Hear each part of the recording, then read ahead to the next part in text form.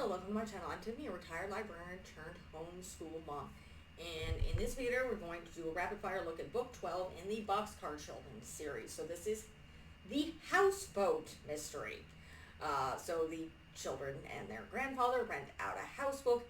I am noticing, just as similar to the last review, there's getting a little bit more sexism in here.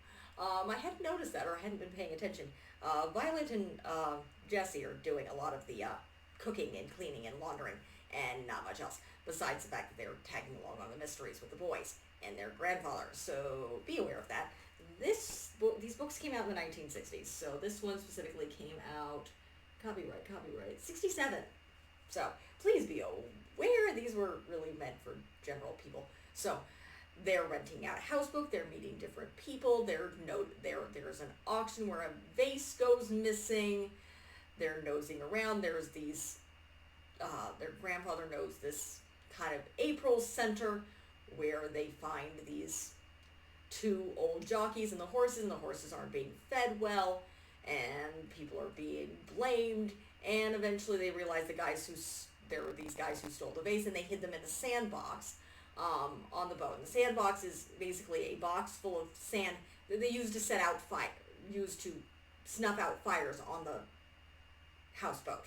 That's what it's there. Just throwing water on it's not going to do good for wood on houseboats. So they use sand instead to smother flames. And so they hid a bunch of stuff in the sandbox on the boat, thinking it would be easy for them to come and get. The police get involved. The guys get arrested. They apparently had been tricking people into selling them cheap stuff and just kind of being nasty all around.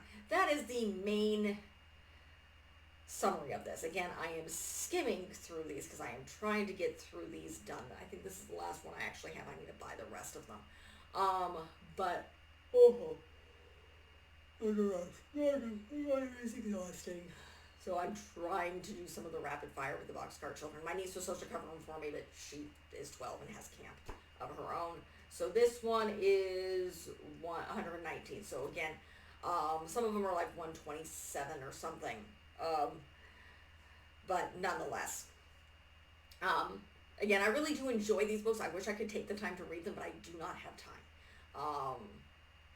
I have a nearly 5-year-old who's exhausting, so I'm passing out by 9 o'clock. And we are trying to set up a mixture of Girl Scout stuff and homeschooling stuff because it is June here. So we are slowly getting things prepped. And yes, I will go over that once I get curriculums and stuff, and we will get there. But I'm trying to get my book reviews and stuff done. So that's really it with this book. These books are extremely formulaic.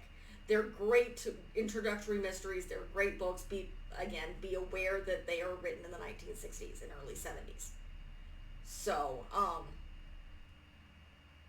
neighbors are doing construction and fixing up their backyard, so I'm hearing construction stuff. It's also possibly my husband's home. So, like and subscribe. Yeah.